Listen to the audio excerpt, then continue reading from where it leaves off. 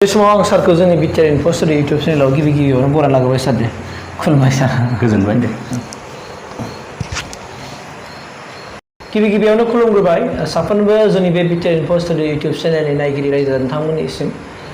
दिनै नोंथांमोननि गेजेराव नोंथांमोननि हांख्रायनाय आरो नोंथांमोननि खावलायनाय बायदि जोंनि बे स्टुडिअ लाना फैलायबाय सासे मस्ट सिनियर माने रेडिअ आर्टिस्ट लोगोसे बर'नि जिनिखि मेथाइ नोंथांमोना जायखौ खोनासंनानै मालाबा दुखुनि समाव सुखु खालामनो थाखाय मेथाइखौ खोनासंहोयो बरिंनि समाव गोजोननो थाखाय मेथाइ खोनासङो बे मेथाइ लिरगिरि जोंनि गेजेराव सार दङ आरो सारा बहुद जोंनि बर' समाजाव गोबां कन्ट्रिबिउसनफोर दङ जाय बाथ्राखौ जोङो खुनु दिनैसिम मोनथिफेरामोन दा बैफोर गासैबो बाथ्राखौ जों दिनै सारनिफ्राय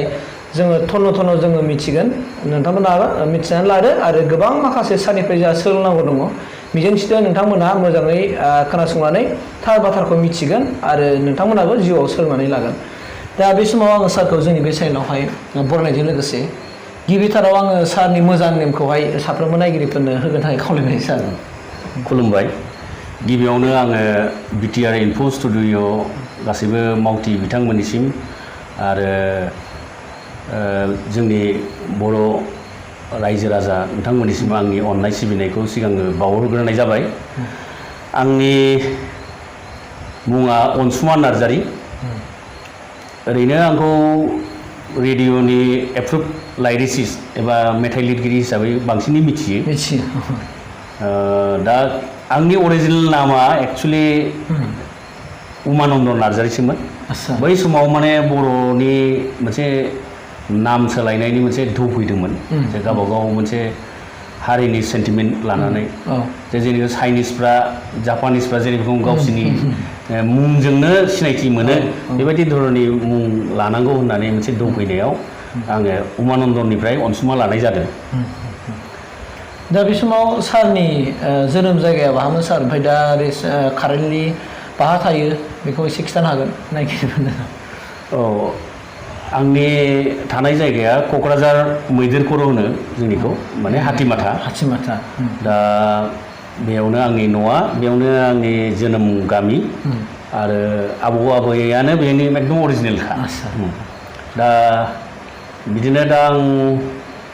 बेयावनो थागासिनो दङ आरो खोब फिसा परिबार आरोखि आंना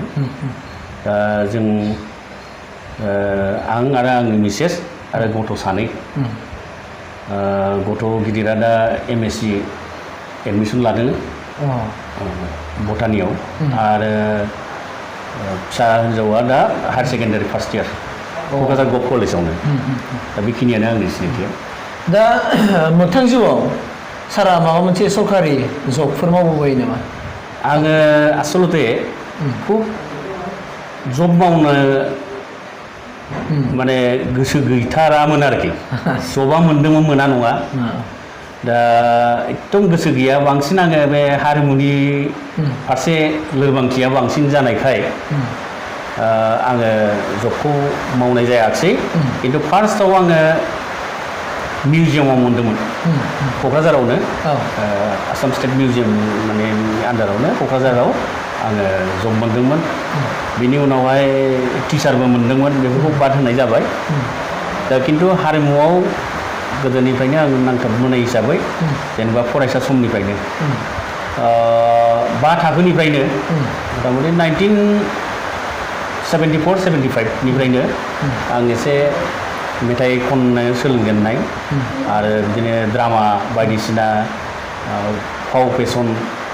फेस्ला फावथाय बेबायदि दिन्थिनो मोजां मोनबोदोंमोन आरो गुबुनफोरनिखौ नायनानै इन्सपिरेसन जादोंमोन थुलुंगा मोनदोंमोन आरो ओमफ्राय बिदिनो जोंनि एलेखाफ्राव फांसनफ्राव बेबायदिनो मोनफा मोननै बिदि प्रग्राम खालामदाव उनाव माने मेथाइ लिरगिरिनिसो महर मोनबाय आरो ओमफ्राय ड्रामायावबो आङो मोनसे समाव प्रबाबलि क्लास 7 ना 8आव थाब्ला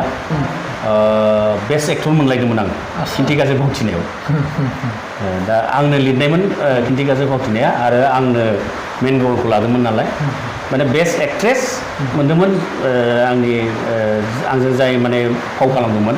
फावगिरिजोआ बेस्ट एक्ट्रेस मोनदों आरो आं बेस्ट एक्टर मोनलायदोंमोन आरो दा बिदिनो गोबां फांसन 16 नभेम्बरनिफ्राय जागायजेननानै जोंनि बर' फरायसा आफादनि गोबां जुथुम्मा बर' साहित्य सभानि जुथुम्मा आरो बेबायदिनो गोबां आफादफोरनि जुथुम्माफ्राव स्कुल कलेजनि फांसनफ्राव फोरबोफोरनि फांसनफ्राव बेबायदिनो बाहागो लाबोनो मोन्दोंमोन आरो आङो जबखौथ' मावखायाखिसै नालाय दा बिदिनो फिसाब्लाबो ओरैनो फिसा फिसौ बिजनेस मावनानै सोलिगासिनो दं आरो ओमफ्राय आंना मिसेसआ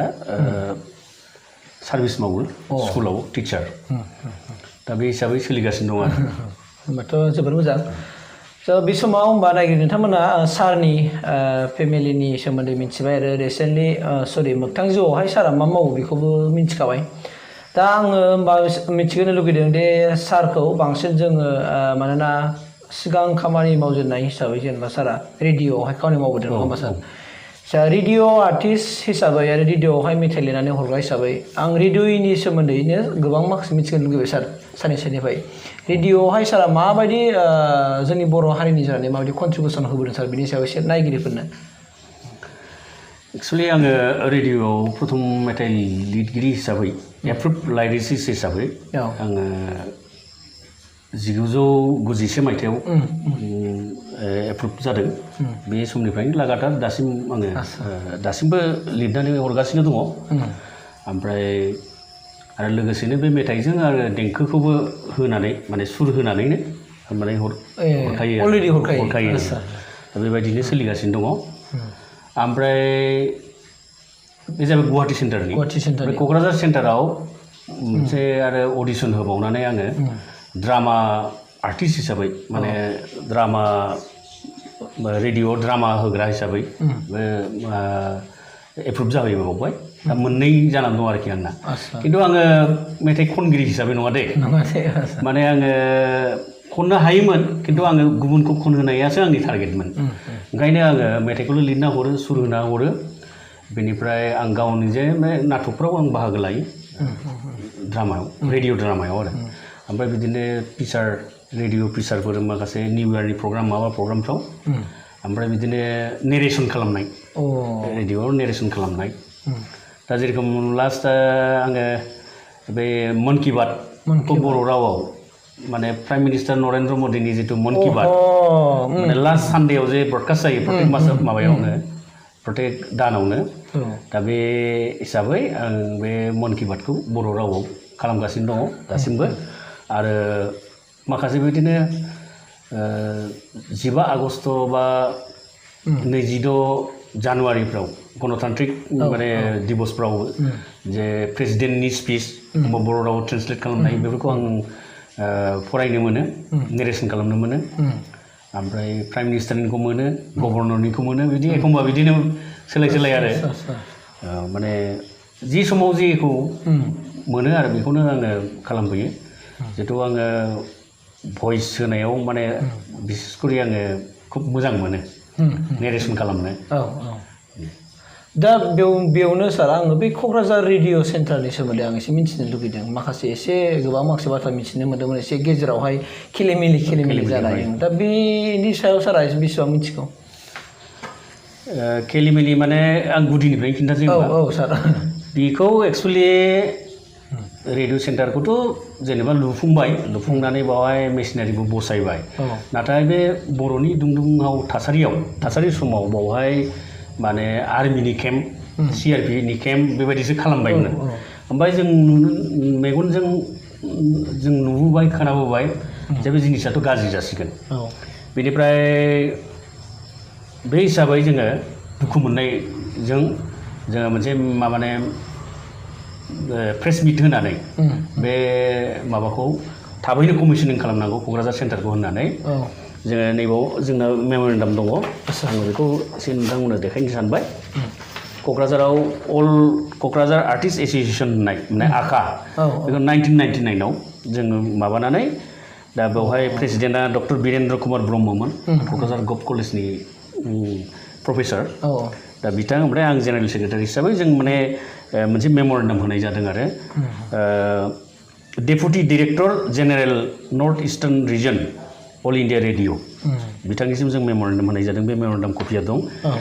एदिन जोङो 4 आगस्टआव मेम'रेन्डाम होदोंमोन ओमफ्राय जोङो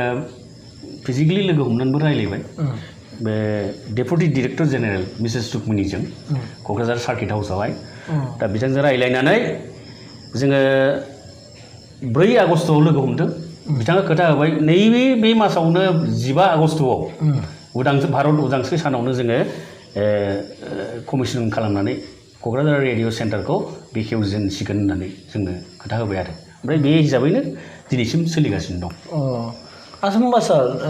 बे 1999 नि सिगांनो बेखौ फाउन्डेसन खालामदों नामा औ खालामदोंमोन नाथाय बे गोग्लैसोनानै दंमोन जुदिउ माने